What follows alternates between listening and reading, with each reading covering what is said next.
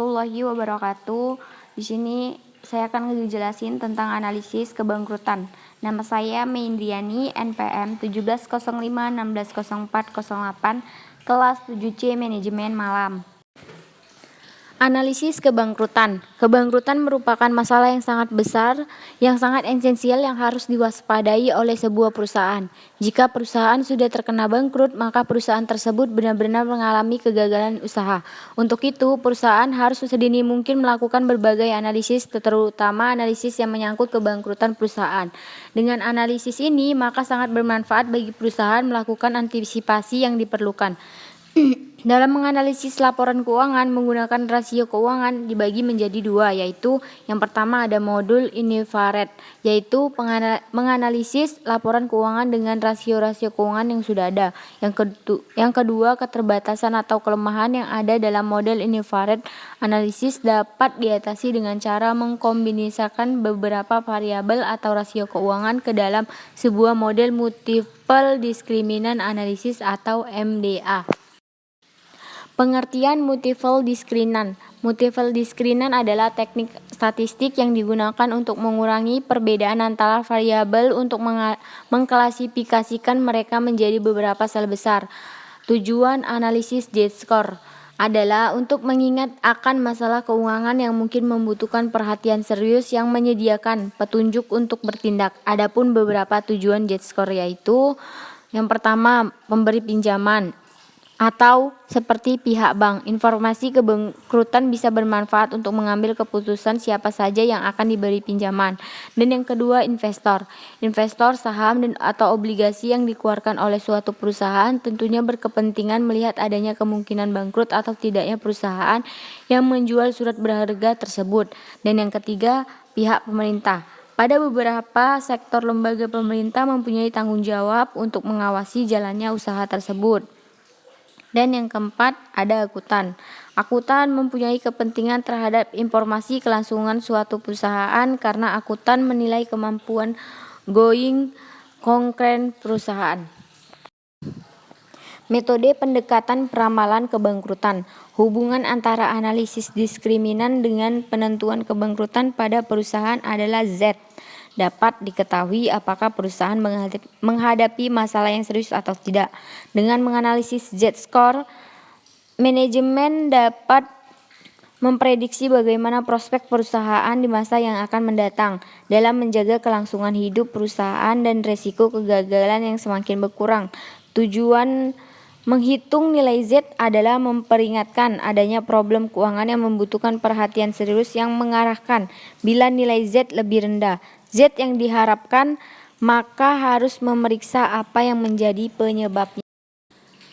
Langkah-langkah menghitung nilai Z dapat dilakukan dengan yang pertama, membandingkan nilai Z terakhir dengan nilai Z tahun sebelumnya. Jika terjadi penurunan, maka dicari penyebab penurunannya.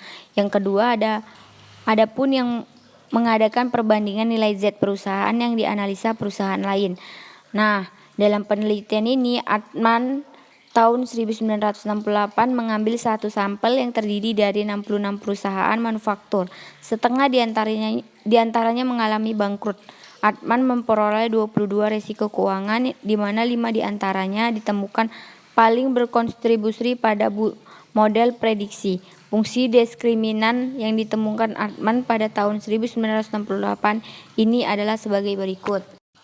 Nah, di sini ada namanya Z1 yang sama dengan 0,012 X1 ditambah 0,6 X4 ditambah 1,0 X5. Nah, X1 ini artinya model kerja total aktiva. Nah, XA2 ini artinya laba yang ditahan atau total aktiva. XA3 ini artinya laba sebelum bunga dan pajak atau nilai buku total hutang. X4 ini artinya nilai pasar modal usaha atau nilai buku total hutang. X5 penjualan atau total aset. Masalah yang perlu dipertimbangkan adalah banyaknya perusahaan yang tidak go public. Dengan demikian tidak mempunyai nilai dasar. Altman kemudian mengembangkan model alternatif dengan menggantikan nilai pasar menjadi nilai buku. Persamaan yang diperoleh semacam ini adalah sebagai berikut.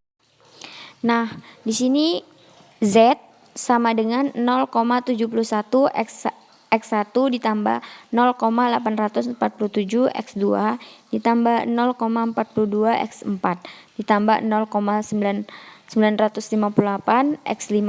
Dari rumus di atas dapat diketahui bahwa analisis diskriminan memuat 5 unsur, yaitu X1 sampai X5, di mana X1 itu yang artinya menyimpulkan bahwa suatu perusahaan yang berpotensi gagal mulai berkurang. Investasinya untuk aktivitas lancar. Yang kedua, XA2 yang artinya indikator probabilitas kumulatif yang relatif terhadap penyusunan waktu, maka ini mengisyaratkan bahwa semakin muda suatu perusahaan, maka semakin besar pula kemungkinan untuk bangkrut. Nah, yang ketiga, X3 yang artinya mencerminkan keseluruhan kekuatan perusahaan dalam mendatangkan pendapatan. Melemahnya faktor ini merupakan indikator terbaik akan hadirnya kebangkrutan, karena berjalannya perusahaan bergantung juga pada laba yang diperoleh perusahaan. Nah, X4 ini artinya mengembangkan solvabilitas kemampuan finansial jangka panjang dari perusahaan. Yang terakhir itu XA5 yang artinya menunjukkan rasio perputaran modal yang menunjukkan besar kecilnya kemampuan manajemen untuk menjual aset-aset perusahaan. Dari hasil penelitian ini diperoleh nilai Z rata-rata kelompok perusahaan yang bangkrut sebesar 0,2599 dan rata-rata untuk perusahaan yang tidak bangkrut sebesar 4,8863. Sebagai patokan untuk mengklasifikasikan perusahaan yang dipilih batas nilai Z sebesar 2,675 sebagai nilai krisis yang merupakan klasifikasi umum. Jadi perusahaan dengan skor nilai Z yang kurang dari 2,675 diklasifikasikan sebagai perusahaan yang bangkrut. Titik output model Altman berdasarkan nilai pasar modal adalah. Nah, di sini saya akan menjelaskan keterangan dari nilai Z-score. Nah, di situ ada lebih kecil dari 1,18 yang artinya perusahaan tidak sehat. Nah, yang kedua itu 1,81 sampai 2,90 itu artinya perusahaan dalam kondisi rawan. Nah, yang terakhir itu ada lebih besar dari 2,90 yang artinya perusahaan itu sehat. Nah, sekian presentasi yang saya ketahui tentang analisis kebangkrutan. Lebih kurangnya saya mohon maaf. Assalamualaikum warahmatullahi wabarakatuh.